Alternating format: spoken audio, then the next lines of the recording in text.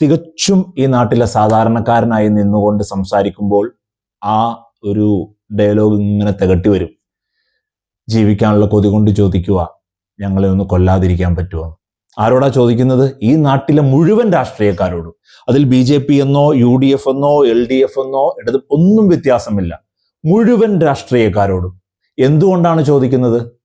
ഏറ്റവും പുതിയ റിപ്പോർട്ട്, ഇന്ത്യയിലെ BBC അടക്കമുള്ള മുഖ്യധാരാ മാധ്യമങ്ങൾ അത് തന്നെ പറയുന്നു. അമേരിക്കയിലെ ഏറ്റവും വെൽ എസ്റ്റാബ്ലിഷ്ഡ് ആയിട്ടുള്ള ഒരു റിസർച്ച് ഫേം പറയുന്ന പുറത്തുവിട്ട ഒരു സർവേ പ്രകാരം ഇന്ത്യയിൽ രാഷ്ട്രീയക്കാർ തുപ്പുന്നത് വിദ്വേഷ പ്രസംഗമാണ്, ഹെയ്റ്റ് സ്പീച്ച് ആണ് എന്നുള്ളതാണ്. കംപ്ലീറ്റ് വിദ്വേഷ പ്രസംഗം. ഈ രാജ്യത്തെ ആവശ്യ കാര്യങ്ങളെക്കുറിച്ചുള്ള ചർച്ചയില്ല, ഈ രാജ്യത്തിൻ്റെ പ്രാഥമിക പ്രശ്നങ്ങളെക്കുറിച്ചുള്ള ചർച്ചയില്ല, ഒന്നുമില്ല.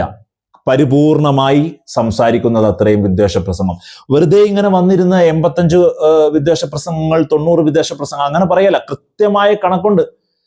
2023 നിന്നും 2024 എത്തുമ്പോൾ 71% വർധനയാണ്. 600-ൽ നിന്ന് 1200-ന് മുകളിലേക്കാണ് വർധന വന്നിരിക്കുന്നത്.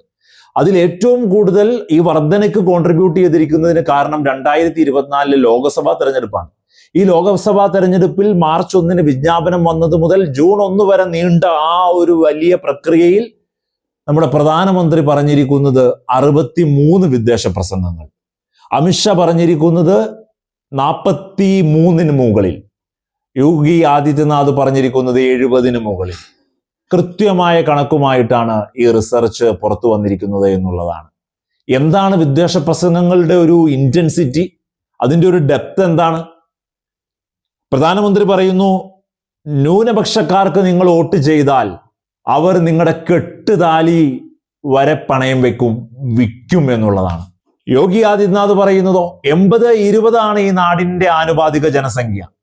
അതിൽ നിങ്ങൾക്ക് എന്തെങ്കിലും വേണമെങ്കിൽ, 80-ന് എന്തെങ്കിലും വേണമെങ്കിൽ നിങ്ങൾ എന്നെ വിജയിപ്പിക്കുക, അല്ലെങ്കിൽ 20 മുഴുവനും കൊണ്ടുപോകും.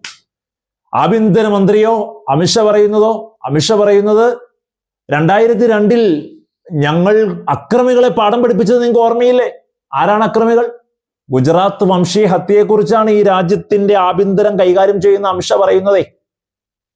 അപ്പോ അങ്ങനെ ഇതിങ്ങനെ വിദ്വേഷം പറഞ്ഞ് ഇങ്ങ് കേരളത്തിലേക്ക് വന്നോളൂ. PC ജോർജിന്റെ തീ തുപ്പുന്ന, അറപ്പുളവാക്കുന്ന, മനുഷ്യത്വം ഇല്ലാതാക്കുന്ന ഈ വിദ്വേഷ പ്രസംഗം, അതിന് മുൻകൂർ ജാമ്യത്തിന് കോടതിയിൽ അപേക്ഷിച്ച് ജാമ്യം വരും വരെ ഈ നാട്ടിലെ പോലീസ് സന്നാഹങ്ങൾ എല്ലാം കാത്തിരുന്നു.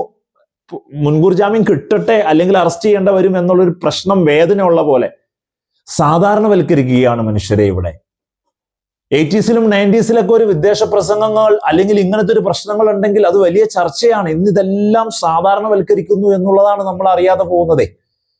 നോക്കൂ, അമിത്ഷായ്ക്കും യോഗി ആദിത്യനാഥിനും ഇനി PC ജോർജ് മത്സരിക്കുന്നതിൽ PC ജോർജിനും കേരളത്തിലൊരു ഉദാഹരണമായി PC പറയുന്നേ ഉള്ളൂ. യോഗി ആദിത്യനാഥും നമ്മുടെ പ്രധാനമന്ത്രിയൊക്കെ ആയിട്ടും ഞാൻ PC-യെ കമ്പയർ ചെയ്യുന്നൊന്നുമല്ല കേട്ടോ, അങ്ങനെ തെറ്റിദ്ധരിക്കില്ല. കേരളവും കൂടി ഒന്നിച്ചു കൊണ്ടുപോകണമല്ലോ ഈ ഒരു വാർത്തയിൽ, ഈ ഒരു സംസാരത്തിൽ. അപ്പോ എല്ലാവർക്കും ക്ലീൻ ചീട്ടാണ്. തെരഞ്ഞെടുപ്പ് കമ്മീഷന് ഒരു പ്രശ്നമില്ല. ഇങ്ങനെ ഏതെങ്കിലും ഒരു കേസ് രജിസ്റ്റർ ചെയ്താൽ മുൻകൂർ ജാമ്യം നൽകി അത് കോടതി അംഗീകരിക്കും വരെ പോലീസ് സന്നാഹം ബാക്കൗട്ട് ചെയ്യാണ്, അല്ലെങ്കിൽ അറസ്റ്റ് ചെയ്യേണ്ടി വരും. അത്രമേൽ സാധാരണവൽക്കരണം. ഈ നാടിന്റെ പ്രാഥമിക പ്രശ്നങ്ങളെ കുറിച്ച് ചോദിക്കുമ്പോൾ ഇവരിതൊക്കെയാണ് സംസാരിക്കുന്നത്. ഗ്യാസിന് നിങ്ങൾ പറഞ്ഞ സബ്സിഡി എവിടെയെന്ന് ചോദിക്കുമ്പോൾ അവർ പറയും, ഗ്യാസ് അല്ല, ധ്യാൻ വ്യാപിയേക്ക് നോക്കൂ, ഞങ്ങൾ അവിടെ പള്ളി പൊളിച്ച് അമ്പലം പണിയാം. ഈ നാടിന്റെ മറ്റൊരു വലിയ പ്രശ്നം തൊഴിലില്ലായ്മ. നിങ്ങൾ ഉണ്ടാക്കുമെന്ന് മോദി സർക്കാർ പറഞ്ഞപ്പോൾ 3 ലക്ഷം തൊഴിൽ ഫില്ല് ചെയ്യാനായിട്ട് റെയിൽവേയിൽ അനാഥമായി കിടക്കുകയാണ്. അതിനെക്കുറിച്ച് ചോദിക്കുമ്പോൾ അവർ പറയും, രാമനവമിക്ക് പള്ളിയുടെ മുമ്പിൽ പടക്കം പൊട്ടിക്കാന്ന്. അതേപോലെ തന്നെ ഈ നാടിന്റെ മുഴുവൻ ആവശ്യങ്ങളെയും, പെട്രോളിന്റെ കാര്യം 85-90 മാക്സിമം ഇൻക്ലൂഡിങ് എല്ലാ ടാക്സും അടക്കം കൊടുക്കാൻ പറ്റുന്ന പെട്രോൾ വില 106-ൽ മറ്റൊരിടത്തും ഇല്ലാത്ത പോലെ എത്തി നിൽക്കുമ്പോൾ അവർ പറയും, ഈ നാടിൽ നമുക്ക് അല്പം വർഗീയം വിളമ്പാമെന്ന്. ഇങ്ങനെ സർവ്വതും നശിപ്പിച്ച് നമ്മുടെ സ്വത്വത്തെ, നമ്മുടെ അവകാശങ്ങളെ, നമ്മുടെ മനുഷ്യത്വത്തെ മുഴുവൻ കാറ്റിൽ പറത്തി ഇങ്ങനെ വിദ്വേഷം പറഞ്ഞുകൊണ്ടിരിക്കുകയാണ്. രാഷ്ട്രീയം തൊഴിലാക്കി മാറ്റിയ ഒരു കൂട്ടർ 140 കോടി ജനങ്ങളെയും അസ്വസ്ഥമാക്കുന്ന വിദ്വേഷ പ്രസംഗങ്ങൾ. ഇത് BJPക്കെതിരെയുള്ള ഒരു വാർത്തയല്ല, ഇത് ഇടതുപക്ഷത്തിനെതിരെയുള്ള ഒരു വാർത്തയല്ല, ഇത് കോൺഗ്രസിനെതിരെയുള്ള ഒരു വാർത്തയല്ല. ഇവിടെ മനുഷ്യന്റെ ആവശ്യങ്ങളെ തൃണവൽഗണിച്ച് ഇവിടത്തെ ആവശ്യങ്ങൾക്കുമേൽ വർഗീയത വിദ്വേഷത്തിന്റെ ഒരു നിഴലുണ്ടാക്കി സംസാരിക്കുന്ന മുഴുവൻ രാഷ്ട്രീയക്കാരോടുമാണ് വോക്സിന്റെ സാധാരണക്കാരന്റെ ശബ്ദം.